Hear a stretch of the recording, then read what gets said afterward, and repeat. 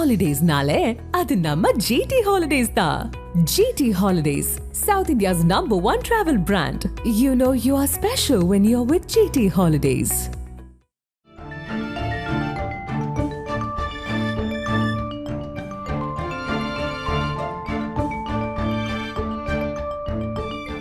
உங்கள் ஜீரண கோளாறுகளுக்கும் வயிற்றெரிச்சலுக்கும் சரியான ஒரு தீர்வு.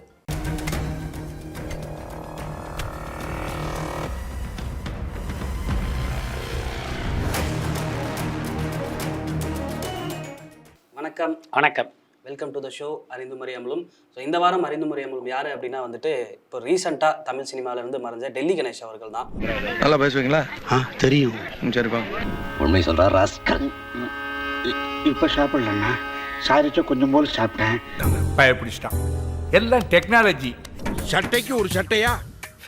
ஃபேஷனுங்க. ஃபேஷனா? ஃபேஷன் இல்ல, சேட்டை. சுபஹா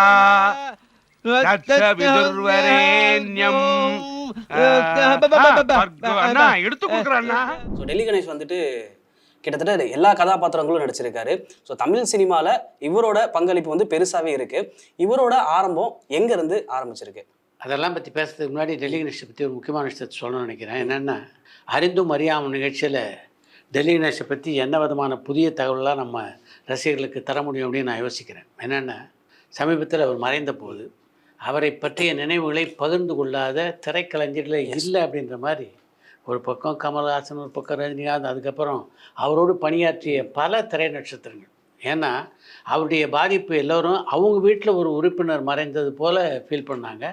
அதுக்கு முக்கியமான காரணம், யாரோடலாம் அவர் நடித்தாரோ அவங்க கூடலாம் அப்படிப்பட்ட ஒரு நட்பு அவருக்கு இருக்குது. யாரோட அவர் நடித்தாலும் அவங்களோட அந்த அளவுக்கு உரிமை எடுத்துக்கொண்டு பழகுவார். அவர் இறந்ததுக்கப்புறம் என்னோட பேசிய பல நண்பர்கள் எனக்கு அப்படியே ஆச்சரியமாக இருக்குது, இத்தனை பேரோட ஒரு தொடர்பில் இருந்தாரான்ட்டு. சார் போன வாரம் கூட என்கிட்ட பேசினார்னு ஒருத்தர் சொன்னார். இன்னொருத்தர் சொன்னார், எப்படி பார்த்தாலும் வாரத்தில் 2 முறை என்கிட்ட பேசிடுவார் சார், என் பேரை சொல்லி கூப்பிட்டாவே சரி அவர் தான் அப்படின்னு எனக்கு தெரிஞ்சிடும், அந்த மாதிரி ஒரு வாய்ஸ் வருது, இது மாதிரி கூப்பிடுவார் அப்படின்ட்டு. இன்னொரு பக்கம் ஸ்டில்ஸ் ரவி ஃபோன் பண்ணி என்கிட்ட சொன்னார், அதாவது அவருடைய மகனுக்கு எப்படியாவது ஒரு சந்தர்ப்பம் வாங்கி தரணும் அப்படின்னு சொல்லி அவருக்கு ஃபோன் பண்ணி பேசியிருக்காரு.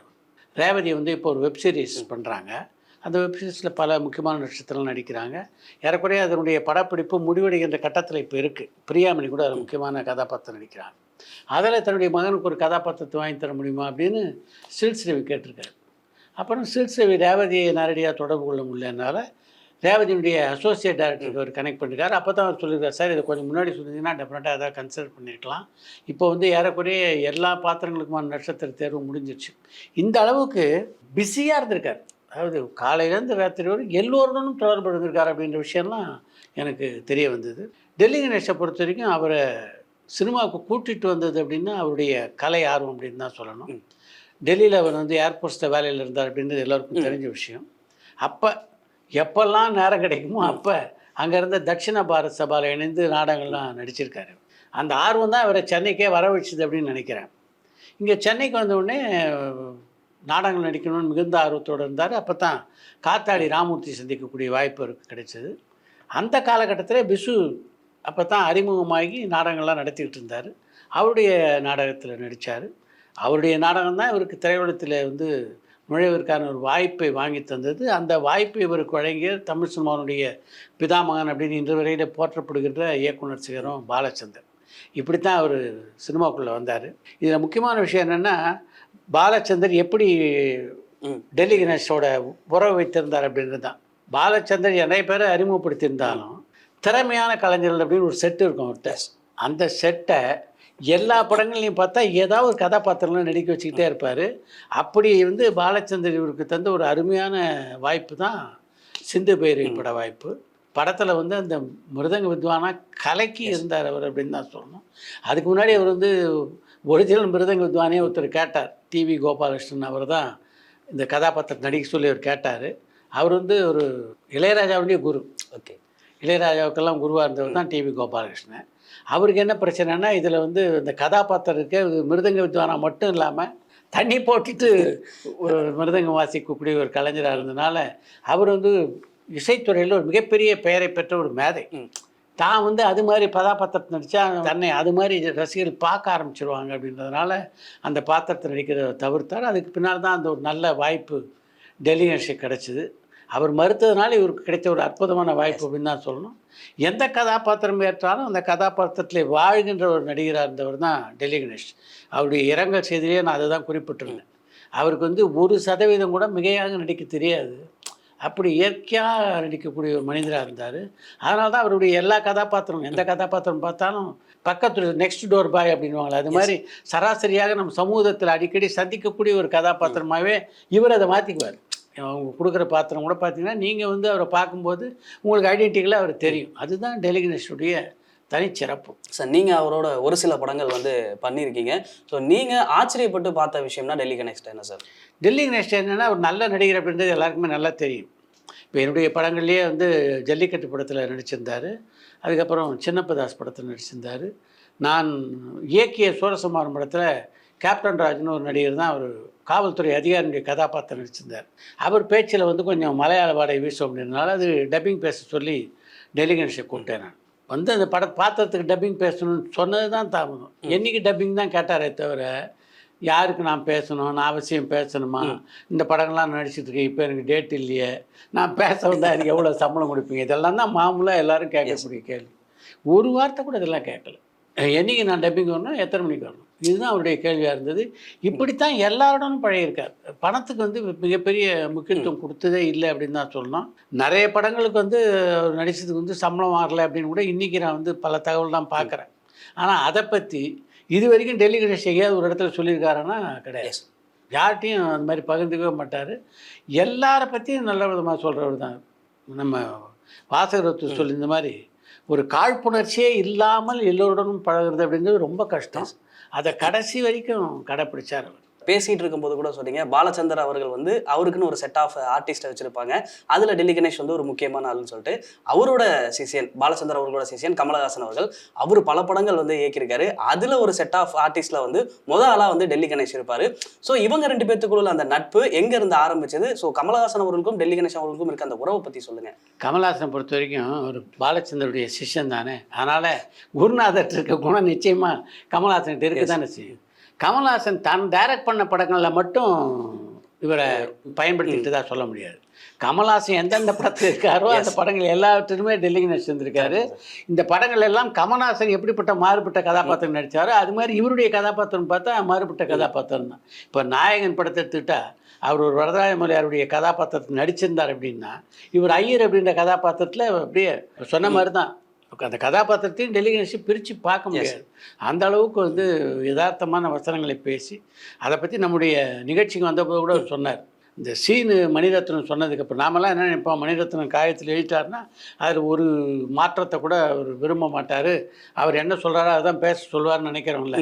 அதெல்லாம் இல்லைன்றதை நம்முடைய நிகழ்ச்சிக்கு வந்திருந்த போது டெல்லி கணேஷ் சொன்னார். ஒரு காட்சின்னு நானும் கமல் சாரும் பேசிக்குவோம் அந்த சீனை என்னென்ன பேசலான்னு. பேசிட்டோன்னே அவருக்கு சொல்லுவோம் இது மாதிரி பேசியிருக்கோம், சரி பேசுங்கன்னுவார். அது மாதிரி நாங்கள் பல காட்சிகள் வந்து கண்டென்ட் எடுத்துக்கிட்டு மாற்றி பேசியிருக்கோம் அப்படின்னு. இது மாதிரி எல்லா காட்சிகள்லையும் தன்னுடைய பங்களிப்பும், அதாவது சொன்னாங்க அதை பேசிட்டு போகிறோம் கடமையான்றது சில நடிகர்களுடைய வகை.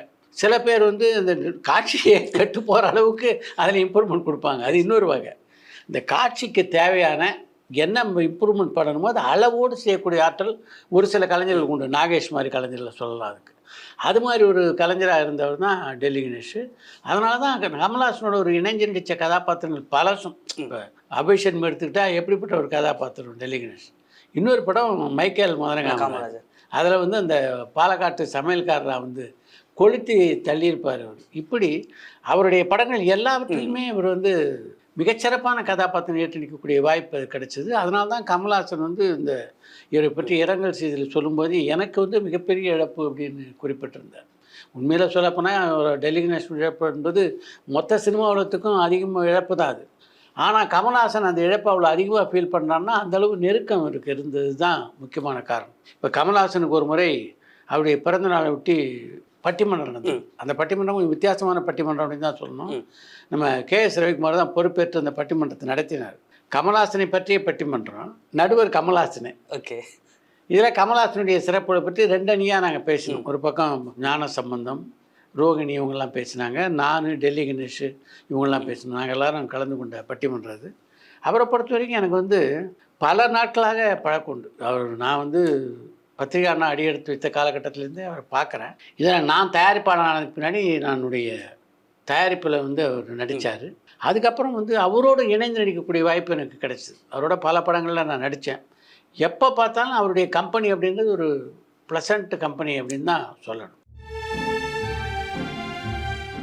நிறைய இடங்கள்ல எம்ஜிஆர் வந்து பற்றி பேசும்போது அவர் வந்து நெகிழ்ச்சி ஆயிடுறாரு. என்ன காரணம்? டெல்லி கணேஷ் வந்து ஒரு மிகச்சிறந்த நடிகராக இருந்தாலும் மிகப்பெரிய விருதுகள் வந்து கொடுத்து அவரை நம்ம கௌரவிக்கலை அப்படின்றது தான் முக்கியம். இந்த கலைமாமணி விருது அப்படின்றது ஒருத்தருக்கு 2 பேருக்கு வழங்குற விருது இல்லை, 25-30 பேருக்கு வழங்கக்கூடிய விருது.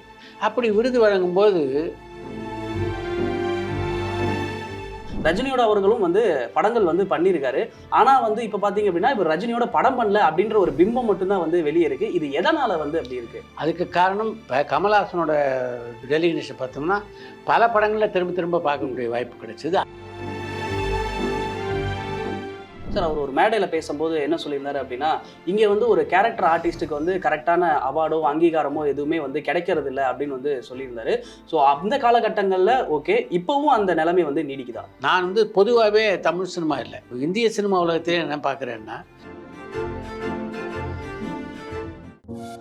பரபரப்பான சினிமா செய்திகள், நட்சத்திரங்களின் பேட்டிகள், சினிமா வரலாறு ஆகியவற்றை பார்க்கவும் படிக்கவும் உங்களுக்கான இணையதளம் tourantalkies.co.